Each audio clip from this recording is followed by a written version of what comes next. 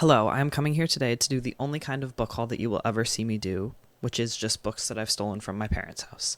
I'm not going to get into it now, but I'm kind of like against the way that BookTube has just turned into people like buying books and then talking about the books that they've bought and then unhauling those books because they haven't read them. I think that there's this weird thing where overconsumerism like doesn't count when it's books because they're thought of as like I don't know, morally okay or something. I just think it's weird. I think it's hard to watch a video where it's like, these are the 40 books that I've bought in the last 6 weeks. Get a grip. You do not need to be buying that many fucking books. Maybe I shouldn't have started with me just like being a hater. That was probably like some rancid energy that I just began this video with. These are the books that I have. I'm going to tell you about them. Actually, I'm going to start by telling you about the books that I gave my family when I went there. I pulled out the book from my mom, which was The Bluest Eye by Toni Morrison. First thing she says, I knew she would say this, is Oprah's book club. That's going to get her to read it. I have been pestering her about reading Beloved, and she hasn't picked it up once. Oprah's book club, though, it's the nail in the coffin. She's going to read The Bluest Eye. I gave my brother Frankenstein and I Who Have Never Known Men, and he started reading Frankenstein that night, and he told me that it was, like I said, very dense, but beautifully written, so he has good opinions, thank God. Then I gave my dad Dubliners, and he said, he admitted that he'd never read Ulysses. I have heard him talk about that book many times, and he recommended it to me. You haven't even read it? He said, oh, I think this will be easier to get through than Ulysses. He was really thankful about it. Then I looked at their shelf downstairs and I saw Dubliners on the shelf. So he obviously like already owns it and hasn't read it. That one might have been a flop. So after I gave my brother his 2 books, he went out to his place and then he came back with a stack of books for me. And that is what I'm mostly going to be talking about here because this is a lot of books. Some of these I'm not sure about. He seems to read like really academic stuff. Only one of these books is fiction, and I'm really into fiction right now. I'm really not into nonfiction. I don't know if you can hear my computer, but it sounds like it's about to explode. It's like 10 years old, so it might. I don't know why it's like you're not doing anything. Why are you freaking out? He's given me these really smart people books. I'm not really sure what any of them are about, but I couldn't say no to any of them. I felt so delighted to have him look at his books that he had and try to think of ones that he would thought that I might like. The first one here is Daughter of Persia, A Woman's Journey Through Her Father's Harem Through the Islamic Revolution. This is a memoir. There's a lot of words on each page, and it doesn't have a summary on the back. So I don't really know what it's about. It says Middle Eastern Studies and Women's Studies. So it looks like she's telling her story and also her father's story. And I don't know much more about it. I don't know what to say. Then we have the book in here that I actually have thought about reading in the past, which is Ernest Hemingway's The Old Man and the Sea. I have never read any of Hemingway. I like how short this is. I like how few words are on the page. I know that Hemingway did a lot for like the way people write. He changed the English language, how we use the English language, whatever. I don't know if that's going to make him difficult to read or not. I sure hope not, because the next book is also a Hemingway book, and it does not look as interesting. The Old Man and the Sea is about a guy who kills big fish.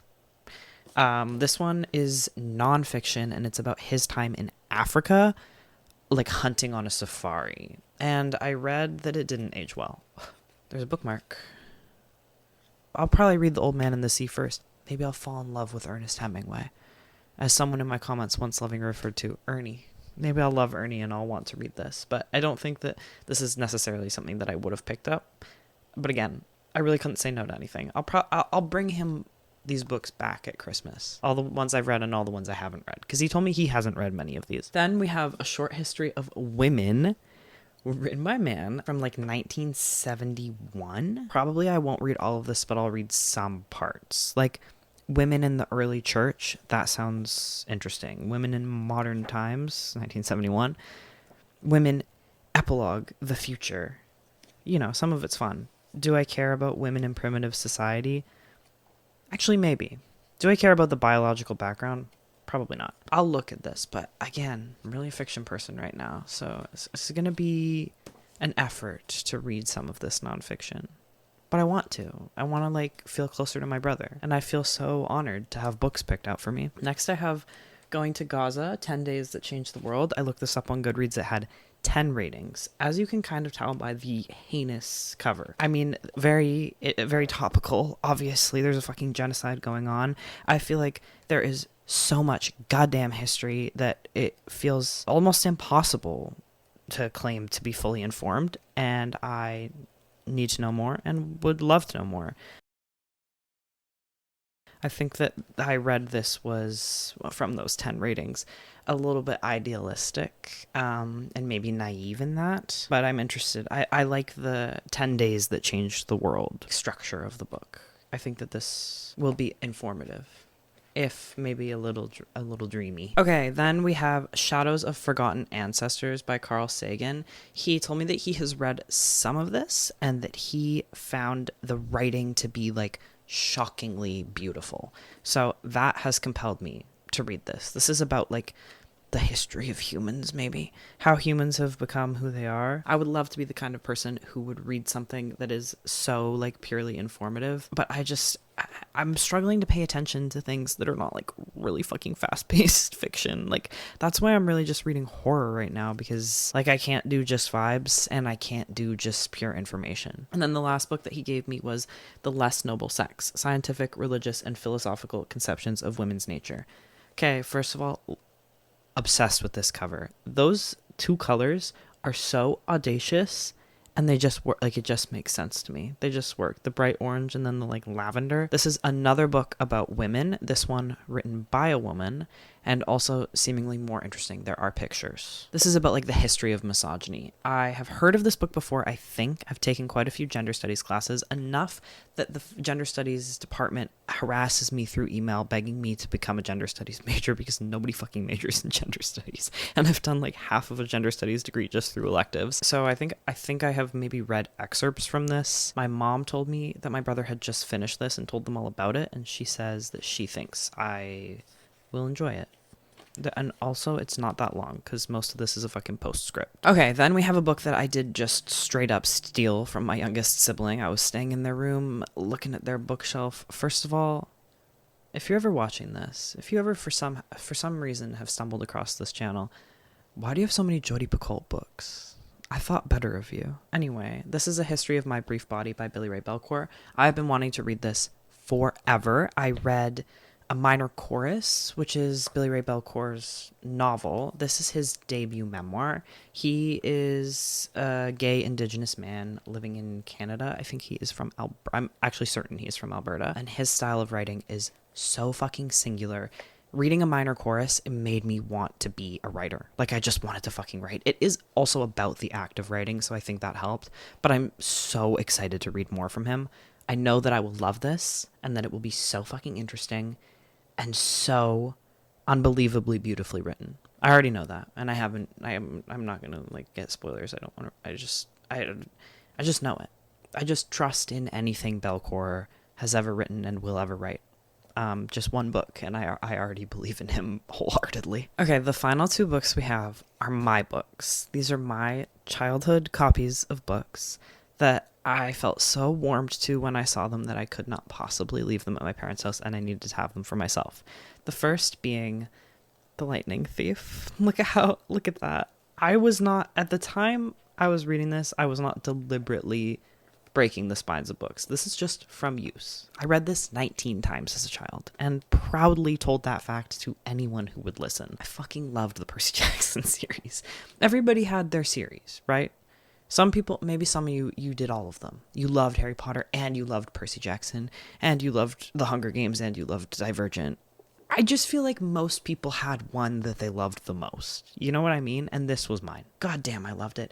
I don't want to reread this, though, because I, a couple years ago, read a really compelling article about white supremacy in The Lightning Thief, or just in the whole Percy Jackson world, about how, like, Rick Riordan had to justify why the Greek gods would come to America, so he basically fell into this rabbit hole of being like Western society is supreme to all other societies, and that's why the Greek gods were in America.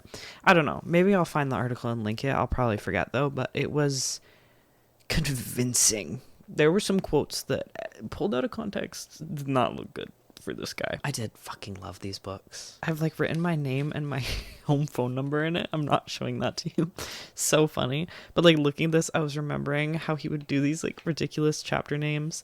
Chapter 1, I accidentally vaporized my pre-algebra teacher. Like, I just loved this shit. Yeah, I'm just afraid that it won't age well.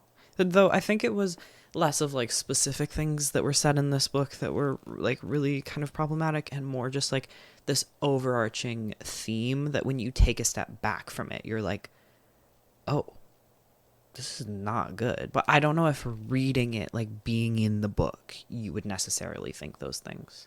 I'm not sure. I'm just happy to have this back. It's like taped up. I love it. Okay, the final thing I'm going to talk about, I am actually planning, I'm going to make a video where I read my old childhood favorites and see what I think of them now. And this is going to be in it because this book meant everything to me. You can see how worn down it is. This book is like 80 pages. I probably read it 200 times. Like the water damage. This is torn off. This is Mick Heart Was Here by Barbara Park. And it is everything to me. I actually like genuinely don't even know what to say about this fucking book. It follows a young girl and her older or younger brother, I don't know, they're very close in age, dies because he's not wearing a bike helmet. He gets hit by a car while he's on his bike and he dies. And this follows the aftermath of his death. And I was an extremely anxious child with 3 siblings who would read this and just sob my fucking eyes out. I would just start it and I would just bawl. I emotionally could not handle this book, and yet I read it so many times. This was like my first experience like learning about grief, I think. There are parts of this that like I could reliably know I was going to cry on. Right after the accident, she goes over to her friend's house across the street and waits for her parents to come pick her up. And she is truly just in a state of shock. And her parents are doing whatever bullshit bureaucracy you got to do when your fucking kid dies. And then her dad finally comes and picks her up. And they walk across the street back to their house together. And she is like clinging on to him and can't like walk properly. Like she can't stand up. It's devastating. It is such a fucking sad book. And what this book really is Barbara Park trying to write something to make kids want to wear helmets when they bike. And someone once told me that before they went on a biking trip with their elementary school class, their teacher made them read this book, and then in front of the whole, this is a traumatizing book, in front of the whole class, smashed a brain made out of Jell-O. I'm so excited to read this again, and I love it, and I love looking at it. This cheesy cover, he's like up in the sky on his bike. God, it's amazing. Mick Heart Was Here. It means so fucking much to me. That's what I stole from my family. I am really excited about a lot of these books. Some of these books I feel like I am not smart enough for. I don't have the attention span to read these like long books. I respect that my brother does. Fucking good for him.